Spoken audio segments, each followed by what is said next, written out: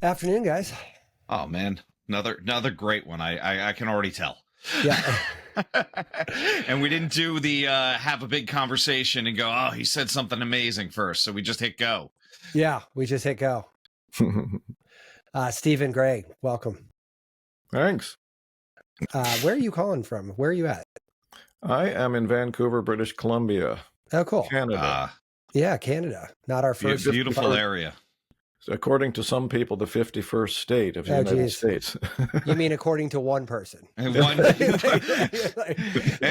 Easy on the word person. Yeah. Yeah. Okay. I'm glad we're on the same page about all that. Yeah. You never know. You never know with you guys down there. You know what's funny? This is not a travel podcast, but I read a funny stat, not funny, haha, but funny like, one of those things you just didn't really think. Out of like the 184 countries measured, the United States was dead last in losing the most amount of foreign travel dollars on planet Earth. Well, there's some pretty obvious reasons for that one. And Canada is one of those countries that we're doing our best not to go there, unfortunately, because I actually lived in LA for 3 years, and I have friends still, various connections in the United States, and not to put too fine a point on it, but I kind of have this view that about half of America is sane and the other half is insane or something. Well, I'm hopeful it's about 30%. I'm hoping. I really feel like they scream that they're the silent majority, but they never shut the hell up. Yeah, right. That's right. Yeah, honestly, they do make a lot of noise. It feels 50-50, and I could certainly see that from a foreign perspective for sure, but I think internally it feels to me more like 80-20, you're probably right. Yeah. You know what I mean? Like I doubt I am right, to be honest. I'm not right about a ton of stuff, but it just doesn't feel like that. Although the news cycle, certainly sells more news by making it feel like it's us versus them kind of thing, whoever us is and whoever them is, right?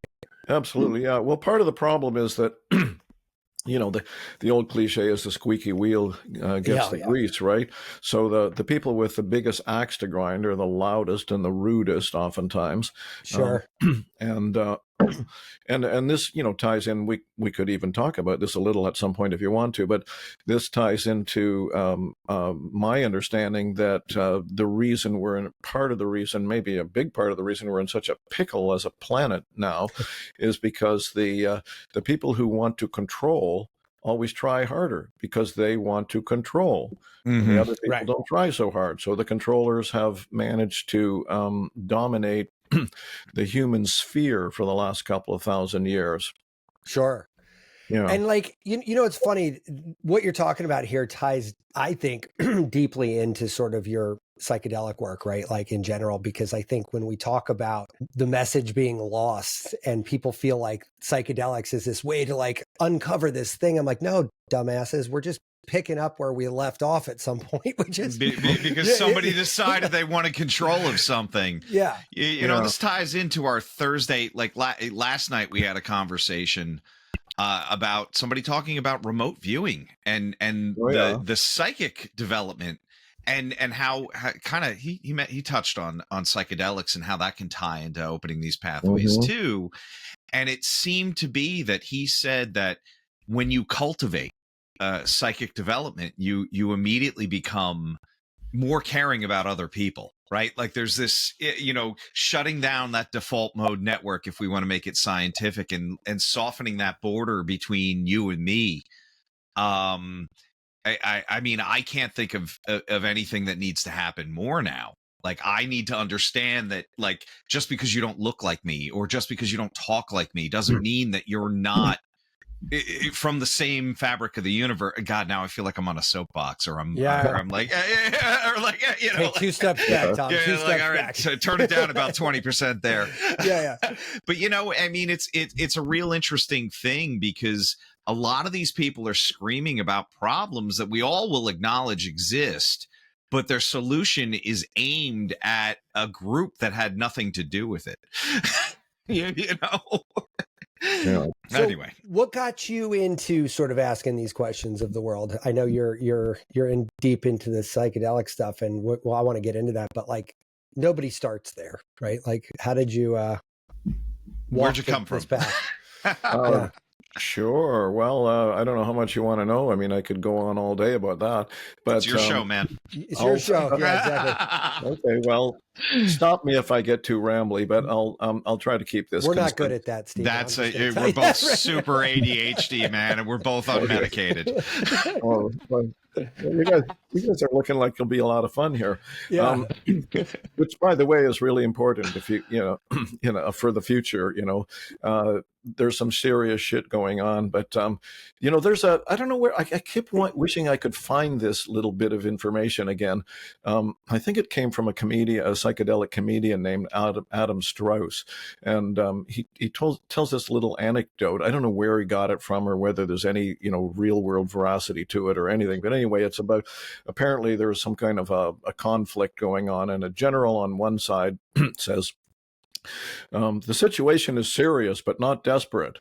And the general on the other side, well, the situation is desperate but not serious, right? And then you have, do you guys, you're a little younger than I am, but do you know who Wavy Gravy is or was? Yeah. Well, he was, he did a lot of remarkable things, and one of the things he did was he was a co-founder of an international charity organization called SEVA, S-E-V-A, whose intention or mission was to provide eye care for kids with eye problems in third world countries and so on. Anyway, he was speaking at their annual convention, I think it was, and he had observed that people in these charitable work can tend to get a little too precious, a little too self-serious and self-important. Mm-hmm. So he kind of looked out at this audience and he said something. I'm not getting the words exactly right here. It's just the way I remember it. This is like, sure. If you can't laugh about it, folks, it's just not funny. Yeah. That's funny. You know what I mean? Yeah, totally. Yeah, so that's a little sidebar, but if you want to know a little bit about why I got into all this, well, first of all, I happened to come of age. Even though I know I only look 49, I'm actually a little bit older than that. Yeah. I happened to come of age at a particularly ripe moment in human history, which in cultural history, which I don't think will ever be repeated. And that's not a kind of like my generation is the greatest kind of comment. It's just a series of circumstances that created that situation. And I'll be as brief as possible about it. But previous generations had lived through the Great Depression and World War II and were hunkering down to create safety and security for themselves and their families. 1950s, we're talking about now. And then there was also a lot of fear and paranoia around for the possible atomic warfare shit going on like that. And they also had a lot of babies right after the war, right? They came back pretty horny. A lot of sex happening. So that became the what later became known as the baby boomer generation, right? So I'm part of that generation. I was born in 1949. So I came of age right at the same time that this giant bubble in the demographic all came of age, and it dovetailed with like coming out in the West in particular, and especially if you were middle class and up from there, you came into this world with oftentimes, like compared to now, especially for young people that I feel sorry for and what they're dealing with in the financial world and so on, it was pretty cushy.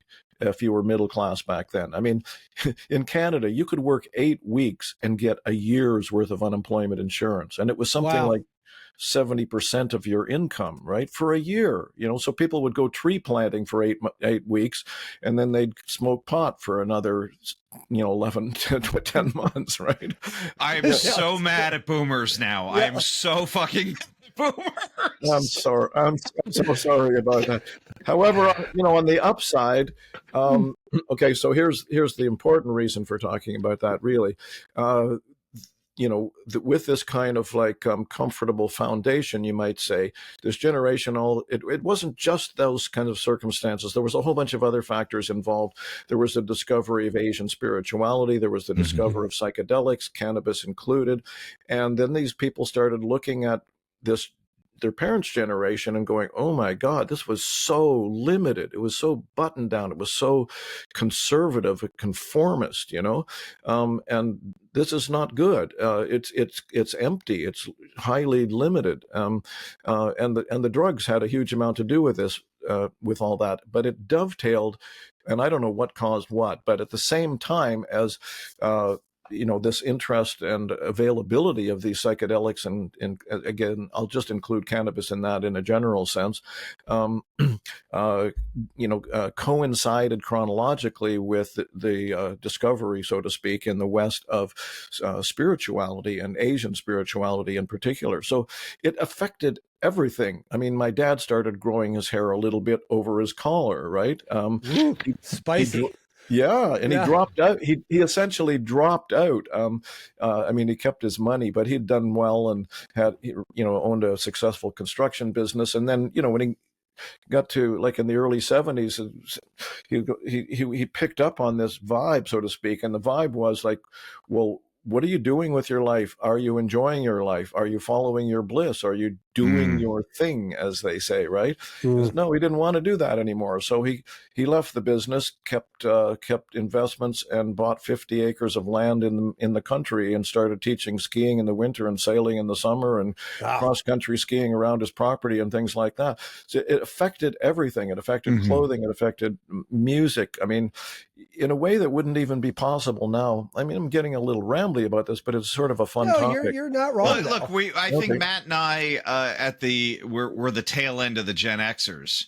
Yeah. And I always have a question for people kind of in your demographic, like specifically what made you stay in that? Because certainly I think there was this, movement that had such a huge impact on culture and society and everything. And I see the Beatles box set in the background and everything, but within that, other people went and put on the suits and did the Wall Street thing. And then, like, I hate to say, got theirs and then shut the door for everybody else. Absolutely. Yeah. No, I'm sure people have written some good books about that topic, but let me try this template on it. Okay. If I can remember that one, I just want to go back to just a second about this notion of this explosion, right? It was everywhere, and music was a really good example. You had top 40 kind of music that was blatantly religious and spiritual, like number one hits like Put Your Hand in the Hand of the Man from Galilee, or Going Up to the Spirit in the Sky. You had Godspell. It was in theater. It was in movies. It was everywhere, right? It affected everything, and it certainly affected me. But I got interested in, I won't go on too much about this right now, but I got interested in the psychedelics pretty quickly. And cannabis was the first one, gateway to wisdom, you might say. It definitely is a gateway drug, but not in the way. Not the way they thought. Yeah. Gateway to alienation from an empty culture. I'm sorry. Yeah. Anyway, and the very first time I ever tried it was like, okay, anything different from this white Anglo-Saxon Protestant 1950s nadir of civilization culture that I've been growing up in. New perspective, very exciting. Anyway, now what was the other thing I wanted to answer? I already forgot about it. Music. No. Okay. What you were saying, going Tom. somewhere else with this. Tom, you said something about the divergence of that. I guess why are you still here? And other people just kind of suited up and went to work. Absolutely. Yeah. Okay. So I wanted to try this one on you for that.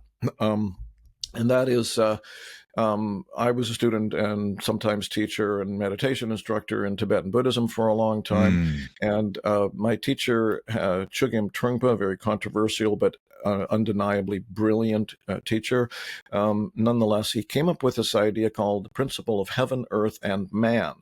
Heaven is the connection to the muse, or the download of insight or wisdom or whatever.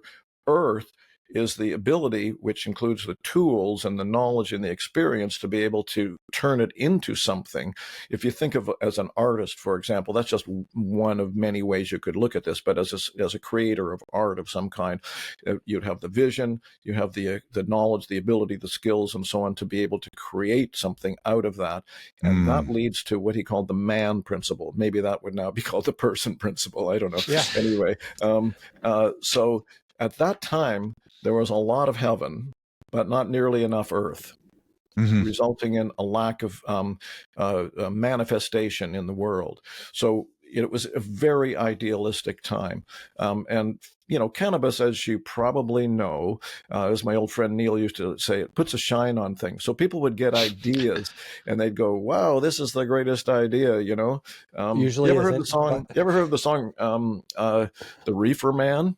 Yeah. Yeah, of course. Yeah. Cab Calloway? Yeah. Cab Calloway, yeah. I mean, he was onto that back in the, 1930, right? It's like, you say you're going to, swim to, Africa or whatever, oh, okay, you talking to the reefer man there. Yeah. That's funny. He's going to sell you Carolina, no problem, right? Yeah. So, there was a lot of that going on. But it was all tied into this whole, exciting new thing. I mean, people were incredibly idealistic. This is the heaven principle, right? But not knowing how to do it and just wanting to jump from sort of A to Z or Z for you guys, right? Without really knowing how to walk the landscape along the way. So people tried radical things like communes and so on. They almost all fell apart one way or another because they just didn't have the experience and the grounding to go from the kind of middle class, 50s, blah, blah, blah culture into a completely different way of being. So I think that explains a lot of it. Plus just the human need for comfort and security. People started having families and they're like, okay, better bring in some money now, right? Yeah. All that. But for my purposes and the purposes of the people that sort of stayed with it, I guess you could say, there was a meme around, which was something like this. You've had perhaps an experience of oneness with all, a connection to the divine, an experience of eternal love, whatever, through your psychedelic encounters. But now what are you going to do? Unless you're Timothy Leary and you think you can keep taking acid for the rest of your life with dubious consequences, how do you, in other words, now the term is integration. How do you bring that kind of understanding back into daily life? And the answer for a lot of us, including myself, was some kind of practice on, grounding, ongoing practice. And for me, that led naturally, instinctively, intuitively, actually, probably past life-ely as well, into Tibetan Buddhism. I had a very strong connection with that teacher. So meditating. And once I got into that community, slowly, I started reading his books in 1975 and immediately went, holy shit, this is amazing stuff, right? Resisted getting into, this is another sidebar, but I resisted getting into a community for a few years because there was a lot of really flaky spirituality going on in those days. Yeah, no shit. Yeah, still going on. Still going on. That shit hasn't changed. Flakiness is never going away. You guys are probably more tuned into that than I am, but there was this whole thing of following gurus that was going on, and people getting really excited. Yeah, we call them Instagram influencers now. We call them influencers. But and it's more virtual than not, but its concept's the same. I mean, I also feel like it's shaman that went and did an ayahuasca ceremony one time and came back, and now they're like, I'll show you the way. Right. Yeah, and the next thing you know, you got QAnon, right? Yeah, I know. Exactly.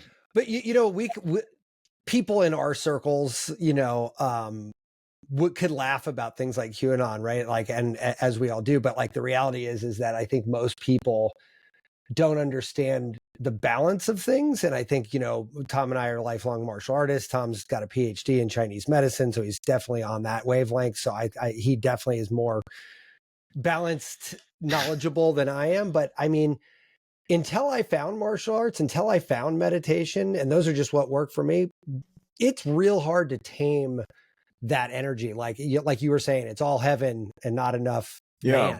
Like earth. Earth. Yeah. Yeah, my old Buddhist teacher said, yeah, you can let go, but at what level are you are able to let be? In other words, your stable level, right? Yeah. Yeah. So anyway, just in terms of my own journey, I'll just give you a little bit more on that. Once I got involved with the Tibetan Buddhist community, which took until about 1980. As I say, took me a while to get over my resistance to anything that smacked of a possible cult or anything. They weren't using psychedelics or cannabis for the most part. So I went through a period of not using those. But then that community started to fall apart for some reasons that I don't want to waste your time on here, but I started to get seriously skeptical about things that were happening in the community. We had the Chugam Trungpa's selected air turned out to be a fuck up. Am I allowed to swear on your podcast? Yeah. Oh, please do. Fuck 10 times. You'll say. Yeah. And I think if you're on the path, so to speak, and hopefully this isn't hubris, but I think if you're on the path, things happen when they need to. And as long as you're open to following what Stephen Herod Buhner called the golden thread, you just pay attention, or as old roadman, peyote roadman from the Native American Church once told us in the morning, he said, relatives, stay behind the medicine. In other words, the medicine is also not just literal, but actual metaphor, so to speak, for the spirit. So that's following the golden thread. In any case, as I started to remove myself from this community, I came upon the work of Terence McKenna.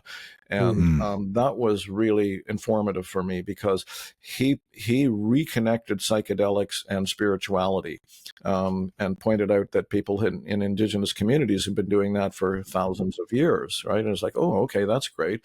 And that led me back into that whole world again and started using psilocybin a little here and there. Maybe LSD isn't so bad. Let's try What's that? I said maybe LSD isn't so bad. Let's try that again. Yeah. Yeah, that's right. Yeah. Yeah. Well, for what it's worth, McKenna didn't like LSD very much. And he said it was too analytical for him, which is interesting. That's so funny. That's hysterical. That is so funny. And even today, years and years, decades after McKenna came out, I still, when I talk to people, if they are LSD or if they're psilocybin, or if they're cannabis, or if they're MDMA, like their personality is the dictator of that. Like they have a camp it's like, based on, it's like, no, I don't want to think that much. So LSD is out. Like I can't, and it's just, it's funny that's still happening. And I think people are just more open to it now. So I think it's more interesting conversation.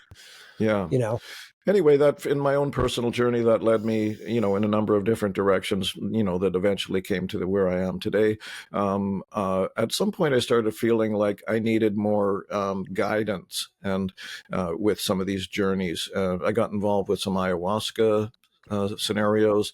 That was why I got involved with a Native American church for about 12 years. I probably did 30 or 40 of their peyote prayer ceremonies, the all-night teepee ceremonies. Did some ayahuasca down in South America. More recently, in the teens, got involved with the Santo Daime Church here in Vancouver. Probably did 30 or 40 of their Daime or ayahuasca ceremonies as well, cool. and so on. But also, in 2011, I started co-organizing a conference here in Vancouver, a Spirit Plant Medicine Conference, where we've had a lot of leaders in the psychedelic field. And I did that for 13 years. Last year was my last year. And I've done 3 books as author or author-editor, the most popular of which by a long shot has been Cannabis and Spirituality, which has given me lots to do since then. Just actually teaching a course with the Shift Network right now on cannabis as a spiritual ally. So cool. And I've also been leading a lot of cannabis sort of meditation ceremonies. So that's kind of the gist of my personal biography. It is funny. You are now like probably the 3rd or 4th person to reference cannabis in the same conversation as psychedelics. And prior to our first guest a couple months ago, that was coming on specifically to talk about psychedelic cannabis, I had not ever heard that. Like I had never associated cannabis with psychedelics. Interesting. With hindsight, it makes sense. But I'll tell you what, that first episode was a little bit of a, a gobsmack for me, because I was like, shit, really? We're interesting. Yeah, we're gonna call this psychedelics? Walk me into that. How does that work? Sure. But now everybody is right now. I mean, not everybody, but a lot of people are like grouping that in, and I guess I just never thought of it. So I guess it's funny that our understanding of psychedelic experiences feels like it's Okay, so shall I comment on that? Yeah, please. Let's rock and roll. Okay, so first of all, the chemical definition, as I understand it, of a psychedelic is a substance that acts on the 5-HT2A receptor. From that point of, from a receptor system or whatever, from that point of view, cannabis is not a psychedelic. Neither is MDMA and a bunch of other things, right? However, from a functional point of view, real world point of view, psychedelic, Greek term, of course, psyche, delic, manifesting mind, or soul manifesting, right? Cannabis definitely can do that. From that definition, it's a psychedelic. Or if you want to take the word entheogen, generating the God or spirit within, cannabis can do that too. And then you want to talk about the potential of cannabis, depending on, I talk a lot about optimal dosage for cannabis. And my description or definition of optimal dosage is the dosage that you both want to and can handle. The want to is that you could potentially go really, really deep with this plant. The can is at what level of power or effect can you stay present? Can you stay calm? Can you keep from the mind going completely nuts, right? And then if you want some confirmation about what can happen when people do get into these really, really deep spaces, which are generally oral, although sometimes, inhaled cannabis can do similar things. But one of my favorite bits of information is the Indian Hemp Drugs Commission report of 1893-94, commissioned by the British government when they were bossing the people of India around.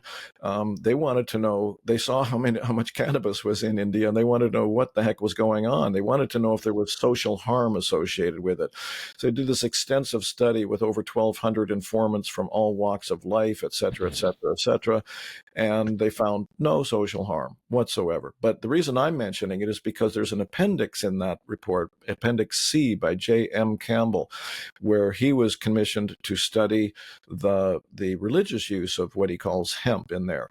And the reports are incredible. It's like connecting, people reporting, connecting with the divine, leaving behind the murkiness of matter, all these kinds of things. Another favorite one, have you ever heard of Fitzhugh Ludlow? I have not. Look him his up. name, though. Oh, yeah. He wrote, at the age of 21, he wrote a New York Times bestseller called The Hashish Eater, spelled Hasheeter, I believe. I found him. 1857. Yeah, 1857. He was only 21 years old. You can get a free copy of that. Actually, a number of websites just published. They have it up there. It's for free. And I just recently read some of it. I've known about this guy for a long time. His descriptions of eating hash are unbelievable. Like, for most people, it's like where he went with this. Basically, as Terence McKenna once put it, and I'm rephrasing, I don't remember the words, like in the proper context with, cultural expectations, cannabis has almost all the same psychedelic potential and properties as other psychedelics. So just putting that one in there. Yeah. And I think dosing on that one, it was the ingredient that I was missing, because for me personally, a little bit of psychedelics goes a real long way. Right. So I'm, cannabis, I don't think I've ever gotten to a point where I've consumed enough of it to kind of get to that point. So I think dosing for me was the lack of understanding can dosage. Now, Stephen, can I ask with that, because I think Matt's bringing up a good point here, and you've touched on this dosage here. Like I bought the Chillum, the classic engraved Indian one that you're supposed to smoke with tobacco and hash. Yeah. And I've watched those festivals to Shiva where all these priests are literally getting donations of weed and just smoking 24/7 eyes bloodshot. Is that the level we're talking about? Well, that's interesting, and that brings up a few questions, actually. One of them is the tolerance effect. Yeah. For example, in this course that I'm teaching, one of the people, she's a therapist, and she's using cannabis in her therapy work, but she also has pain. So she's taking cannabis for pain. She's taking it every day. And I've been talking about, this notion of being able to gradually work your way into stronger experiences and dosages. And she said the only way that she can do that is by having a few puffs on one of these extremely high THC things, shatter, dab. Yeah, shatter, dab, yeah. concentrates. Yeah.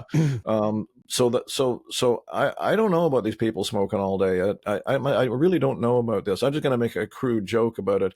Well, not that crude, but we had some friends that traveled for like 3 months every year for 30 years in India. They knew India like the back of their hand, and they saw a lot of these wandering sadhus. And yeah, her comment was deadbeat dads. Yeah. That is mild on a show called Irreverent Health. So you're good there. Yeah, you're good there. Yeah. In other words, there's a potential escapist, capability here. My view of how to work with cannabis as a spiritual ally is you gotta leave time for the endocannabinoid receptor system to clear itself out and reset. There's a technical term called down regulation, right? Mm-hmm. So the more you're smoking cannabis, the more it's an exocannabinoid going into the endocannabinoid receptor system, and it fills it up. And so the next time you smoke, if you just smoked this morning and you're smoking again this afternoon, or even just tomorrow, your receptor system is, if you kind of want to sort of personalize it, you might say, okay, I've had enough. I can't do much for you now. Sorry. Sure. So then you have to smoke way more. And even then, it's not going to have, I don't think, the kind of clarity, the kind of like sharpness. I try to once a week sit down with cannabis on my meditation cushion, and I'm not overly rigid or rigorous about it. I have a vivid imagination. Lots of thoughts come up, and I'm working on a project even more so. It's like ooh, and despite pejorative comments to the contrary, a lot of those ideas are actually applicable the next day, believe it or not. Yeah. You have to sift through them, as the great poetic bard Allen Ginsberg once said, and he was a cannabis lover and a student of the same teacher I had, by the way. Allen said, if you write stoned, edit sober, right? Yeah. It's funny. So anyway, but the tolerance effect is distinct. And I think it's really important to leave, if possible, 3 or 4 days, if you need it for medical pain reduction or whatever, that's a whole other story. And but you're using it with different intention and with different expected outcomes. Yeah. So like it's not. And and if you get into a creative role, I don't really know what to say about that. I write somewhat. I'm off and on. I don't like writing when I'm high. I like going deeper, for one thing. And the deeper you go, the more executive function dysfunction you get, right? Frontal lobe, you could call it the default mode network, although I don't know that that's been specifically applied to cannabis. But nonetheless, some of the frontal lobe stuff is compromised, short-term memory, stuff like that. However, if there's a fellow, I prefer not to use his name. I don't know how he feels about it. He probably doesn't mind, but I don't like using his name anyway. He wrote a book, a psychedelics related book that sold close to 500,000 copies about 20 years ago. And I know him. He spoke at our conference a couple of times, and he writes under the influence of cannabis. And I asked him why, and he said, well, it's a vasodilator. And so it's like, opens up channels, right? But the thing is, my conclusion, I didn't ask him this, but my conclusion is I was assuming that most people, when they're writing, write every day. They get into a mode, right? Right. So assuming he was writing every day, that means he was smoking cannabis every day, which means there was a distinct tolerance effect there, right? Sure. So he probably, and also when you channel it, I've found the same with some other psychedelics, especially ayahuasca in the daime world. If you're singing the songs and you're channeling it, and one couple of times they actually had me playing guitar because their regular guitar player didn't show up for these songs. And I had a really strong dose of ayahuasca that night, and I barely noticed it until I put the guitar down. And then I went, oh, yeah, holy shit. Yeah. So, and I find it similar with cannabis. If I'm just empty with it, which is why I really stress as much as possible in my work to try to be empty. It's difficult. It's really challenging because it raises the stakes, so to speak, of letting go, right. of dissolving the ego. But I try to encourage people and encourage myself to sit with it and try to empty into it so that you can be really with her. She really wants your full attention, in my opinion, as a spiritual ally.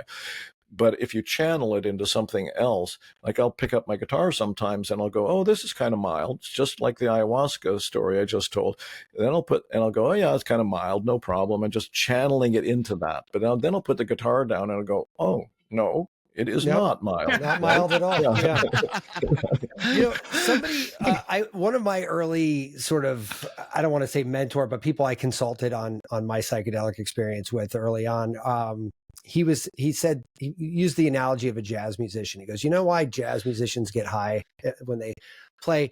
Because, and this was his opinion, I don't know, but I do kind of agree with it. But he said, it helps them clear out all their thoughts, and all they need to do is focus on what they know, which is how each note connects to the next one. And they're unfettered by other things, right? That's right. What he was drawing a distinction between, though, is that at that point, they're doing what they know how to do, and they're just reacting, right? Where they're going to write a new song, however, it would be probably a better use of a tool to use maybe psilocybin or LSD, where you could actually get new neuron pathways, new thoughts.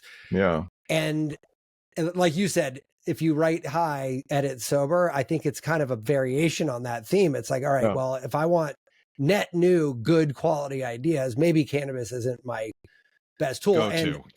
And I can tell you, maybe it's placebo effect that's been stuck in my craw for a long time. But like, I noticed that if I need to like be creative, and I have 2 art degrees, I'm very, very experienced in the creative realm of things.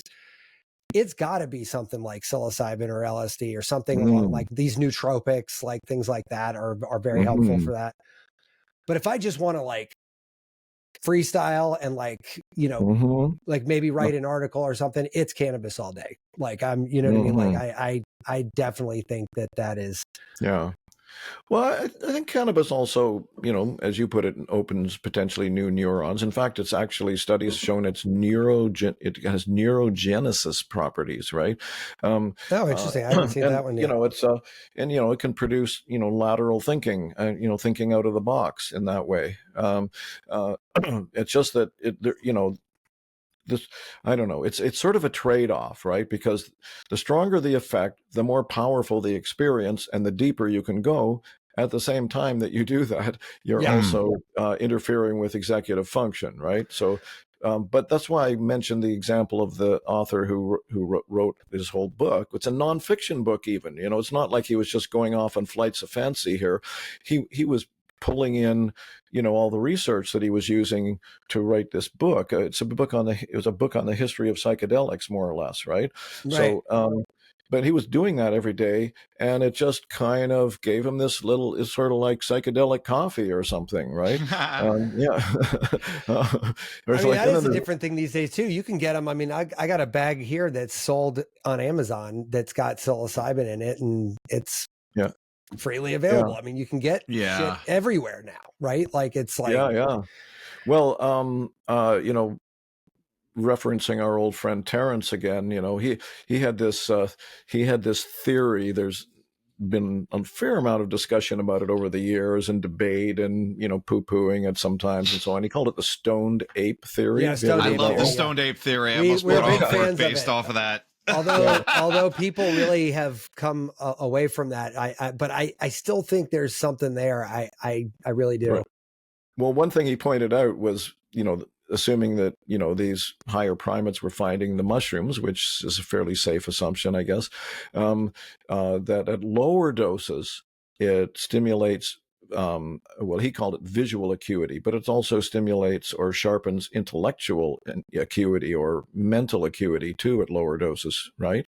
Mm-hmm. Yeah, so microdosing changed my life. I've said this on the show 1,000 times. I mean, I am a massive, massive, massive fan of microdosing. Oh, nice. Yeah. It's on a bit of a tangent here, but as long as we're doing this, I'd like to put in a word for coca. Coca has had a terrible rap. It's badly underappreciated. Badly. I've looked into it a little bit, and I know some people. In fact, Dennis McKenna and a group of people put on a conference in Peru back in January, and they're still working with it. They're still trying to educate about this. For starters, the people of the northern South America, Ecuador and various countries around there have been using coca for at least 8,000 years. Wow. They call it the sacred leaf of immortality. Slightly different than sticking the bugger into Schedule 1 of the American Controlled Substances Act. Is that more of a function of some people don't know when enough is enough, and now we got to turn it into this little white powder and these little rocks? Because you can go back to blaming some scientists for their curiosity, because they're like, what is the active ingredient in this substance? Right? Yeah, well, cocaine hydrochloride is present in very small quantities in the coca leaf, right? Yeah. So used that way, it is a mental stimulant. It's it really bugs me that that coca is not legal, because if it were and readily available, I'd be using it every day, because it's superior to coffee in numerous ways. It can be sort of a replacement for coffee. It doesn't have the same kind of cultural rituals around it, just get your cup of coffee and drink it kind of idea. It's a little more elaborate, but functionally, it's far superior. It's loaded with nutrients. It gives some indigenous cultures in South America pretty much all the nutrients they need. It gives you stamina. It gives you that sharpness of mental function without the potential jittery edge that coffee has. It doesn't have that, and it's non-addictive. And it isn't. People use it. Their whole off and on throughout their whole lives in South America, and there's no issue with withdrawal or addiction or anything like that. So I just want to put in a word for coca needs a radical rethink at this point. I think we could throw a couple things in there. Nicotine comes to mind next, right? Like, there's variation. Nicotine's amazing for cognitive, development. Well, even we're having people come on talking about kratom, which is and it's. Yes, it looks like an opioid, but it doesn't seem to have the same, addictive pathway lit up. That nucleus accumbens is not getting stimulated. So, and misinformation out there, and people, much like cocaine, synthesizing one, that 7-OH and cranking that up, going, this is the active ingredient. How do we make this 10,000 times stronger without understanding what if you want to call it entourage effect, if you want to call it whole plant, whatever it is. So it's really interesting to me that we always seem to fuck it up. We always seem to want to take it too far. I think you nailed a biggie there, Tom. Really, my way of explaining it to myself, at least, is that I don't know what you want to call it, the eternal source of intelligence or nature, whatever label you want to put on it, functions in a way that is holistic intelligence of some kind or another, right? So every plant is perfectly balanced. Look at the cannabis plant is a wonderful example. There are over 150 cannabinoids in that plant, or over 100 that they've measured, over 150 terpenes, which also have an influence on the effect. And there are over 20 flavonoids, which also have an effect. This is a really, really complex plant, right? How did that happen? It wasn't some person working it out in their head, right? Or even some, disembodied spirit working it out in their head. It was just a kind of a level of intelligence that is far beyond anything we can grasp, which is holistic somehow, right? Mm-hmm. And so the plant has what it needs. And the same about anything else, really. And yes, as you say, we're great engineers, but we have terrible at the overall perspective, essentially, right? And then there's the corruption of how to make money out of that too, right? Yeah. Which is one of the problems with the psychedelic so-called renaissance now, is that it's, much of what's happening is being co-opted by people who are focused on capitalist, for-profit situations, initiatives, etc. Right? Yeah, we've got this explosion of teenage male psychosis in the United States because of the shatter and the concentrates that people doing. A low end concentrate would be 87 to 90% potency THC, right? And that's the low end. Like, I mean, it only goes up from there. So you're talking about, like, on average, and because we all want to, I was at a dispensary not long ago, actually, and the kid next to me, it was his 21st birthday with his mom, right? Yeah. Which is cool. I mean, hey, listen, that's what we can do here in Maryland, right? And the guy goes, hey, you want to look at a menu? He goes, no need. I just want the one with the most THC. Just give me that one. Which we've talked about with so many experts. It's like you're missing the whole point, right? And look, absolutely. I've done it too. I'm like, I want that garlic wizard. It's 34%. Yeah, it's like, and that's great. A flower. Now that's not even a concentrate, Stephen. That's a flower, right? So it's like, holy shit. Yeah.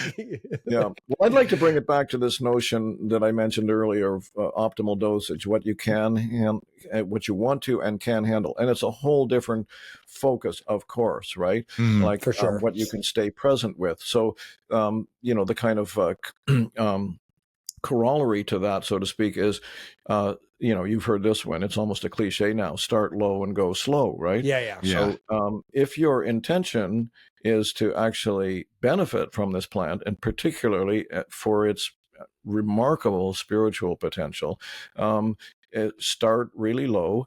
Like really low, especially with these high THC. Like if you go into a store and buy something, either ask for something that's 10% THC or 1-to-1 THC CBD, or if you do get something that's 20% and up, or somebody gives you some and says, here, try this, to start with like a little lady puff, right? Pardon me, lady, just little, but, tiny a delicate bit, little English tea lady puff sort of totally. idea, and see how that goes. And you can even update that in the same session, because if there's no force, so to speak, I like this term force.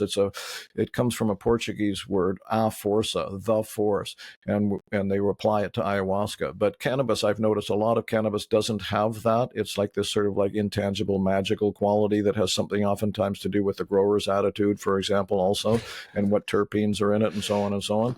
But if you don't know, if you're not familiar with the strain, if you're like a sensitive, cheap date, so to speak, or for a number of reasons, start really, really low. And then you can, 10 minutes later, you'll know for sure. I mean, you'll know 30 seconds later, but just as a little addendum to that, if you are able to sit down, shut up, and pay attention, as Terence McKenna said, then, like, for example, if you just sit down and do a silent follow the breath meditation, and you're successful enough with it that you're able to clear your thoughts to a large degree, that experience will go deeper, just a sober experience. Sure. If you do the same thing with cannabis, even though the cannabis effect on its own will kick in when it's inhaled immediately, you will go deeper by sitting with it too.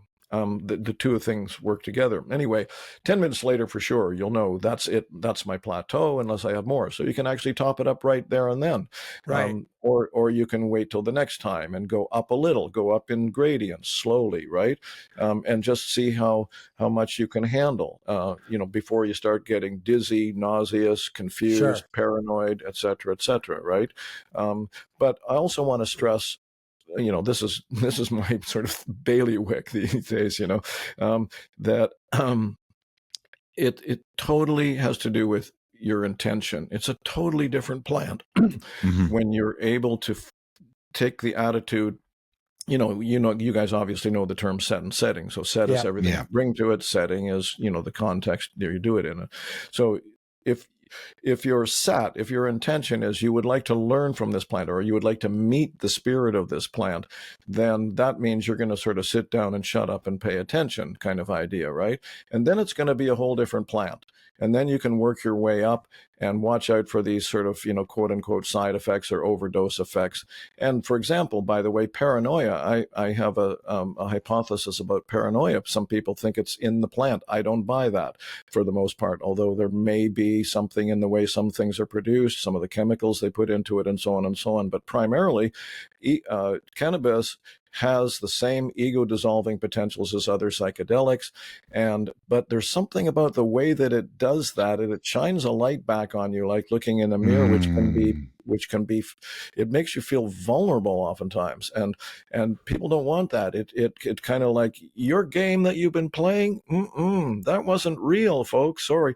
And we're so identified with that quote unquote game, that ego, that self-identity, and that's not a judgment. We all do it, obviously, but we're so identified with it that cannabis can start pulling back the curtain, and it's like, and so we develop, I consider paranoia, or the way I like to describe it is, it's fear with a story. I mean, even just fear period has a story because it's anticipatory. It's like, I am afraid this will happen, right?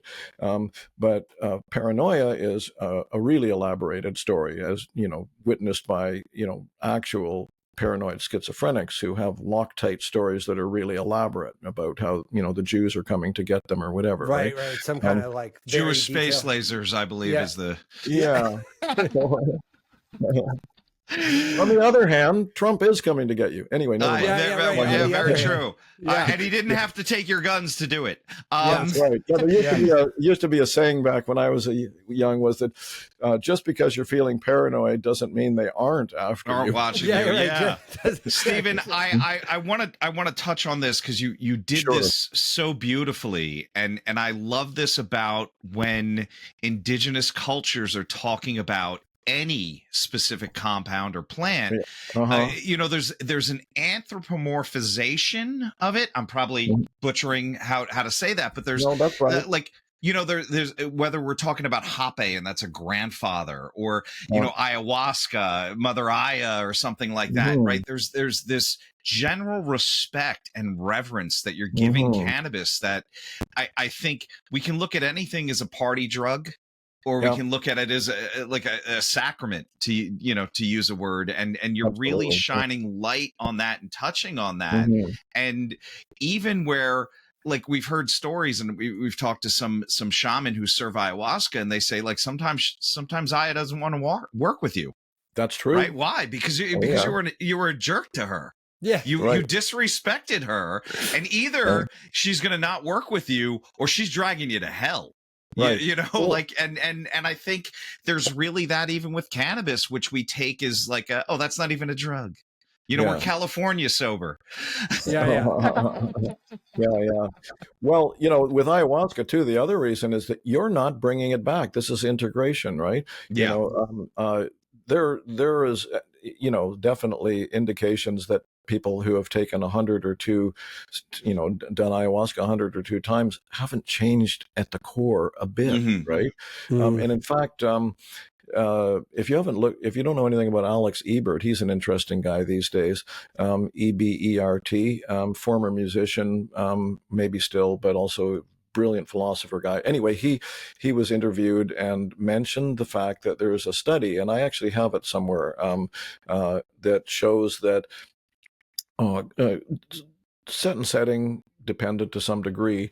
What happens with psychedelic use for a lot of people is they actually became more like what they already were.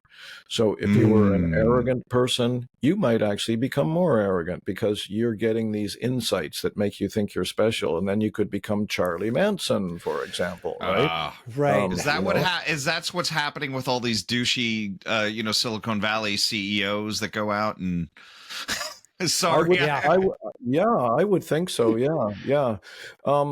I'd like to tell you a short story, if I may. Please. I think it's about cannabis, but it's illustrative of this notion of the spirit within the plant, right? Like I just, as a disclaimer, so to speak, or a qualifier, I just want to say that for myself, I haven't experienced an entity that I would call the spirit of cannabis. I just get a lot of, altered spaces that are wonderful sometimes, and insights. That's, anyway, but some people have said that.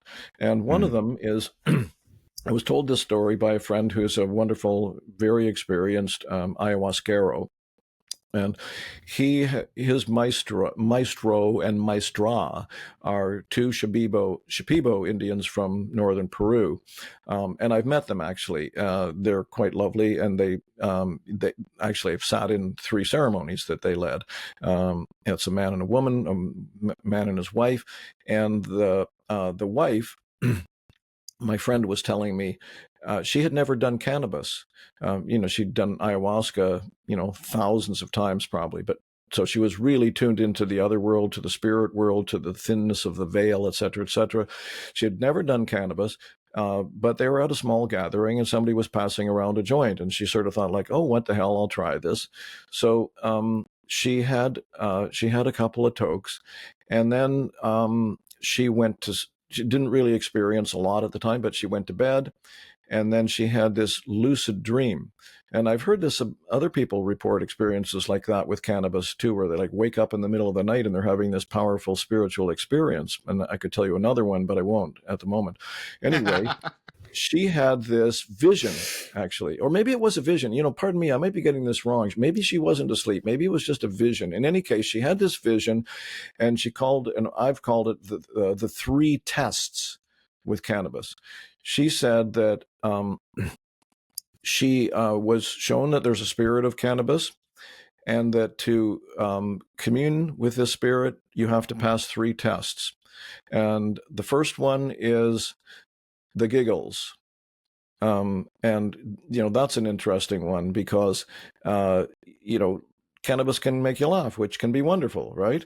But I've noticed over the many years that also that kind of giggling and laughter and so on can also be a way of, as again, our good old friend Terrence put it, whistling past the graveyard, right? A way to block the true power of this plant.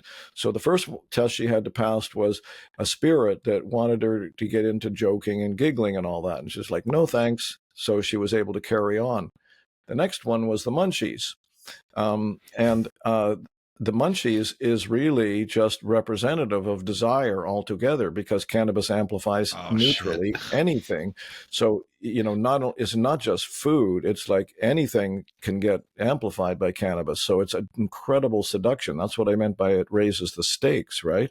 Right. So it's like, here, we got, it's like Buddha being, teased by Mara just before his enlightenment. I'll offer you power, I'll offer you wealth, I'll offer you all the women in the world. No thanks.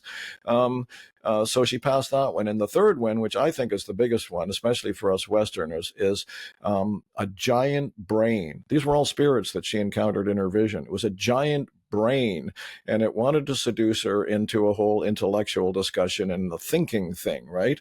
And that's the thing. That's the final, in a sense, obstacle, is that we fill our mind. This is I could go on forever about this one, but this is a core universal Buddhist teaching, is that ego's primary strategy for blocking out the light, if you will, is overlapping thought.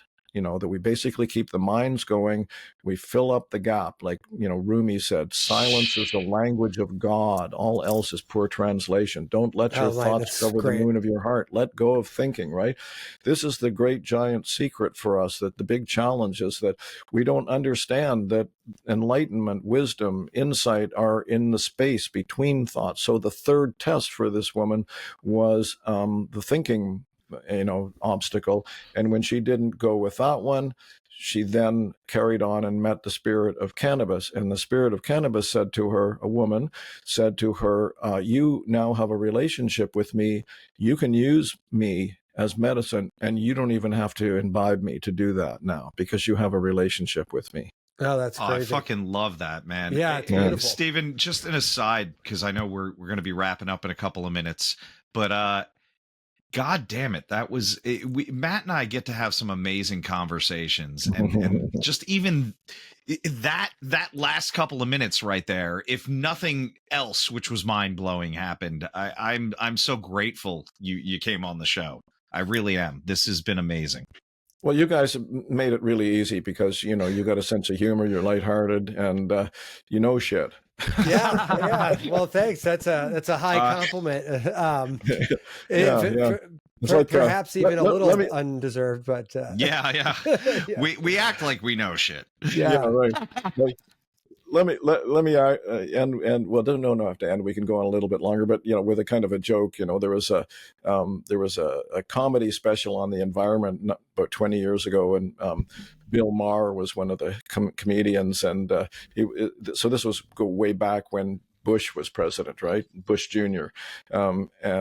He was pretending he was Bush, and he was commenting on Clinton, who was his predecessor, right? And he said, it's not fair. He knows things. Remember when he was the worst thing we thought was going to happen to America? Oh, my goodness. Yeah. Remember back in the day, we were so young. When we were like, naive. Palin, who the fuck let that idiot in here? Yeah. Well, all right, sorry. No, absolutely. I'm with you.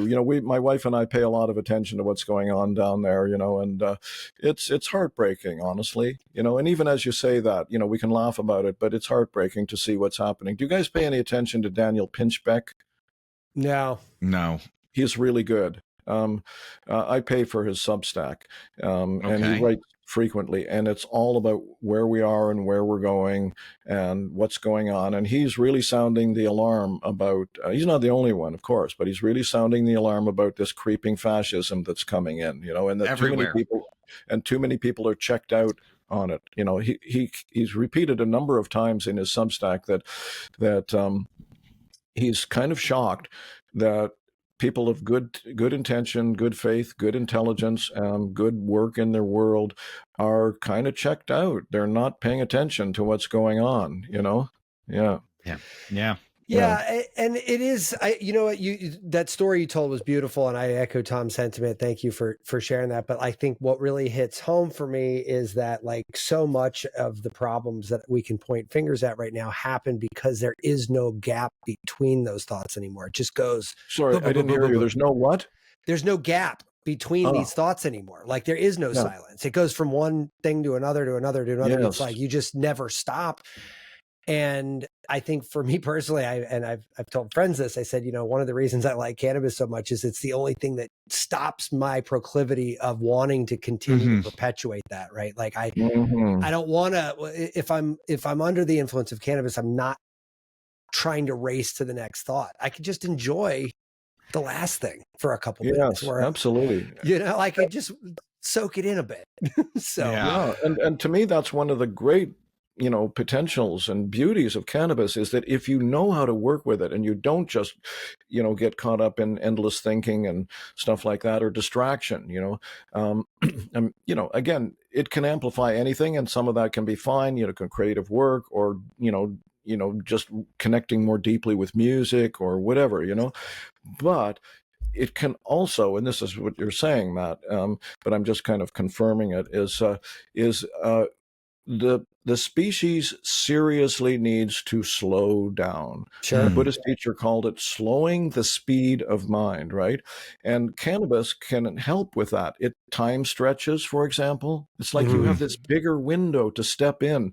And if you could just do nothing, or lovely versions of doing nothing, like if you could go out into your garden, or if you don't have a garden, some place nearby where there's some flowers and some bees around, and sit down in front of, have a toke, sit in front of that flower and just be with it for a while, like literally a while. Most people are just like, oh, that's a beautiful flower, keep going, right? No. But if you could just sit down with that flower for 10, 20 minutes, half an hour, there's a very good chance that the connection would deepen and deepen and deepen. And then you'd see a bee come in and you see, oh my God, here's this bee, and this interrelationship between the flower and the bee and the breeze and the sun and the rain and everything. And, it just deepens your experience. And actually on that note, this notion of the spirit within things, right? One of my favorite authors is Stephen Herod Buhner. He has one of my all-time favorite books is Plant Intelligence and the Imaginal Realm. But he has another one, I think it's called Sacred Plant Medicine, and I'll be as quick as I can on this one. But he tells a story about he had a really intractable and painful chronic intestinal or gut problem of some kind that no conventional medicine person could ever figure out how to deal with, until finally somebody told him, oh, the Native Americans from around here, he lived in Colorado, are aware of a herb that's supposed to be good for that. And he started taking it, and this thing that he'd had for years that no one could deal with, gone completely. He devoted the rest of his life to understanding plant medicine, and not particularly psychedelic, but just plant medicine altogether. But just plants in general, yeah. And in that book, he talks about how by incredible persistence, respect, and humility, by, for example, choosing a species, going and sitting beside it every day for hours, meditating, emptying his mind. He said he'd go into a light trance state, sort of a liminal state, right? Eventually, he actually started to receive information from these plants, like literally communicating with them in, some kind of telepathic language. They'd like, oh, you're there, right? 10 years ago, I would have thought you were fucking nuts. Now I'm like, yeah, that makes sense. Yeah. Everything. No, and they would say, well, we don't normally have anything to do with humans. What we do is we're an antibiotic for trees. We help keep the trees healthy, right? And there was this one, I'll just finish with this. I forget the name of it. It might have been Usnea, Usnea, or that might have been the first one. But in any case, doesn't matter. They're all mentioned in his book. This one was particularly obstinate, didn't seem to want to open up to him at all. But he persisted and he persisted and he persisted. And then finally this pellet communicated to him, oh, okay, you win. You've out-persisted me, sort of, right? And I see that you're very respectful about all this. So I will tell you what our species does on two conditions. One is that you have the same level of respect for me and all other species of plants as you would for any human being or anything else. Number two, you share what I'm about to tell you. Right? Sure. So that makes sense I'm just saying that there's this whole other level of connection with the phenomenal world, not to mention even the so-called spiritual world, that cannabis can support if you allow it to let you slow down.